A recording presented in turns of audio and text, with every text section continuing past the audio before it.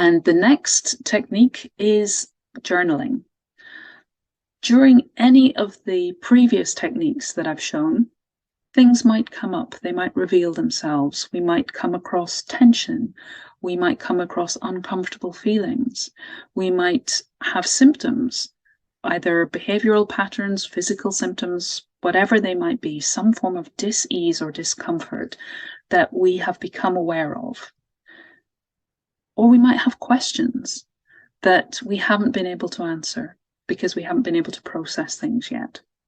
Journaling helps us to address, get curious, explore all of these things. And that's the way to address it, with curiosity, with compassion.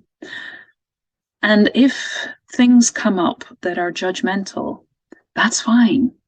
Put them down on the paper and then get curious about them with compassion. Because we all have judgments within us. We need them. They keep us safe. We need to judge, is that threatening?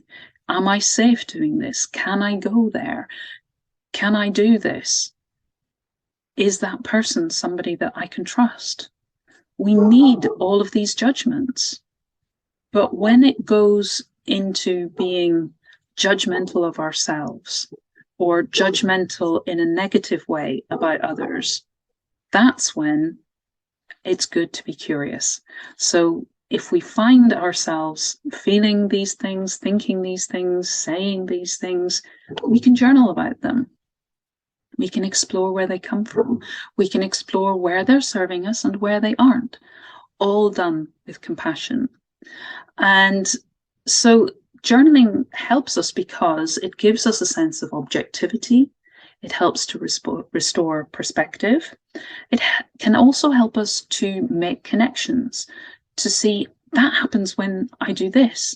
And when this happens, I feel that way. And when somebody says something around this topic, it makes me feel this way, or I feel this way. It presses my buttons. Not that anybody makes us do anything, but sometimes we will discover through journaling that that's a repeating pattern. That's a connection that I haven't made before.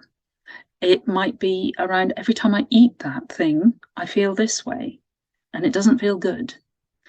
Or every time I find myself in this situation, I feel this way. I feel angry, I feel fearful, I feel upset. And then we can explore that. And so it's a great way to explore our thoughts, our self-talk, our emotions, and those deep questions, maybe those sorts of questions that keep us awake at night, wondering, will I ever get better? Will I ever stop being so angry? I feel such shame. How can I process that?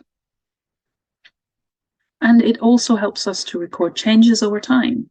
So if you keep a journal, you might like to go back and read some of the earlier entries to see that actually you have traveled a long way. You are a very different person from what you were, who you were when you first wrote the early pages, because you have grown, you have changed.